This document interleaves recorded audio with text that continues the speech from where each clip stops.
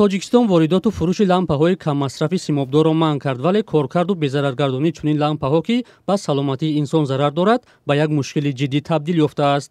дар бештар аз 10 соле ки ҳукумат истифодаи чунин лампаҳоро ҳатмӣ ва зарур медонист, танҳо дар амборҳои кишвар зиёда аз 2 миллион дона чунин нави чароғҳои корношоям ҷамъоварӣ шудаанд.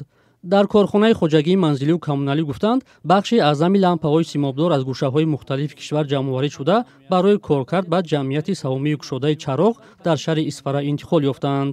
дар соли 2017 аз тарафи соҳибкори инфироди Аҳрор Раимович ки иҷозатнома барои ҷамъоварии лампаҳо гирифтагӣ аз тарафи Кумитаи ҳифзи муҳити зист бояд ки аз Федератсияи Россия 2 дастгоҳи безараргардонӣ ворид мекард. аммо мутаассифона то имрӯз ягон дастгоҳ ворид кардагӣ нестай. Дастгоҳе ки соли 2018 аз тарафи худи Кумитаи ҳифзи муҳити зист дастгоҳи безараргардонии лампаҳо ворид карда шуда буд, дар ҷесикаи чароғ барқарор карда шуд, бинобар сабаби ки лампаҳо дар онҷо ҷамъоварӣ кардан бояд безарар гардонда мешуд. аммо бо сабабҳои номаълум соли 2018 моҳи октябр бояд ки фаъолият мекард дастгоҳ. намедонам чӣ сабаб шуд, то ҳол дастгоҳ фаъолият кардагӣ нест, ба кор шурӯъ кардагӣ нест.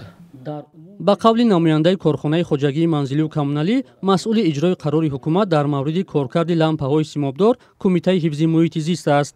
дар Кумитаи ҳифзи муҳити зист гуфтанд, барои коркарду безараргардонии миллионҳо дона лампаҳои ба қавли хатарнок корҳоеро анҷом додаанд. аллакай дар шаҳри Исфара дар корхонаи ҷСК чароғ ҳамин таҷҳизот гузошта шудааст, муҷаҳҳаз карда шудааст ва коргарон мутахассис аз Федератсияи Россия даъват карда шуд. мутахассисоне ки бо ин кор машғул мешаванд, онро аввал дар муддати 10 рӯз омӯзонданд. либосҳои ки барои ҳифзи худашон лозим аст, ҳама инро гирифтанд ва ҳозир аллакай кор карда истоданд ва ҳамарӯза аз 3 то 4 ҳазор адад коркард шуда истодааст. лампаҳои симобдоре ки феълан дар амборҳои кишвар нигаҳдорӣ мешаванд, ба иттилои мақомот бештар аз 20% ҳаҷми умумии чунин чароғакҳоро ташкил медиҳанд, ки ба кишвар ворид шудаанд.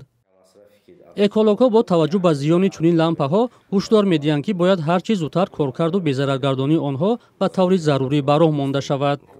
Самая главная опасность – это пары ртути. пеш аз ҳама ин лампаҳо барои он хатарноканд, ки дохилашон моддаи симоб дида мешавад. ҳангоми шикастани ин лампаҳо симоб аз дохили он ихроҷ мешавад ва ба ҳаво ҳаракат мекунад. вақте ки дар ҳаво бухор шуд, албатта аз он сокинон нафас мекашанд. таъсири он бештар ба кӯдакон манфӣ аст.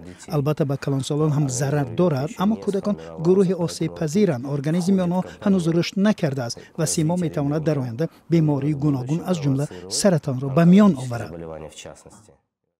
мушкили коркарду безараргардонии чунин лампаҳо дар ҳолест, ки ҳукумати Тоҷикистон дар як маъракаи нимаиҷборӣ соли 2009 сокинон ва корхонаву ширкатҳоро ба насби лампаҳои каммасраф водор кард. он замон овардану фурӯхтани фурӯзонакҳои тафсон ё лампаҳои иличӣ расман манъ шуда буд.